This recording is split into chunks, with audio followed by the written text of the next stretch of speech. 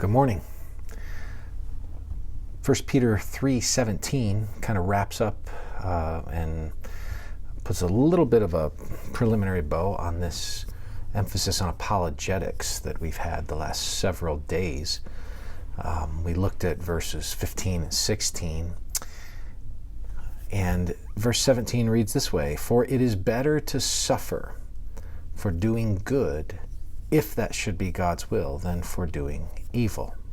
Now, something similar has already been said. If you go back to verse 14, where it says, "But even if you should suffer for righteousness' sake, you'll be blessed." This idea of suffering for doing what's right. But in context here, I want to emphasize that if you approach people and you are defending the faith, and you're doing it in the ways that we mentioned, where you're trying to have a reasoned response, you're having a prepared response, you're attempting to be gentle and respectful, you're having an integrous response, your conscience is clear, you're not when you're slandered, you don't respond, but you respond with good behavior and so forth.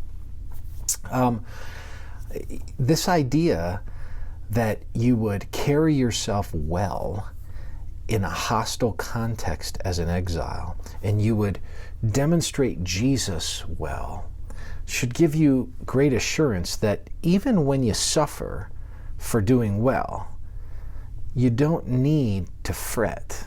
Instead, you can rejoice that you're suffering. It's better that you'd suffer for doing these right things than for doing something wrong, is this point, because you're living in the will of God. It says here, for doing good, even if it should be God's will. Well, when you do good, you're in what's called the moral will of God, meaning that your actions correspond or cohere with God's moral will. It's what God wants you to do because it matches His character.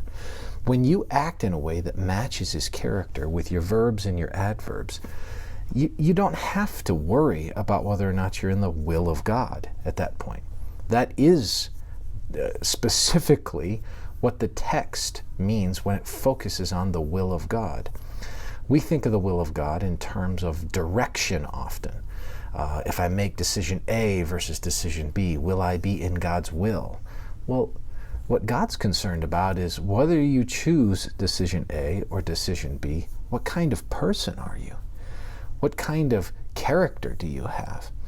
Do you carry Christ with you, whether it's to job A or job B, city A or city B, state A or state B? The issue is not so much that as it is, are you living godly? So as you think about living in the will of God, I want to encourage you today, in a world where you have to have an apologetic, in a world where you have to be the kind of person that represents Jesus well, focus on your moral character, and you'll be living in the will of God. May the Lord bless you.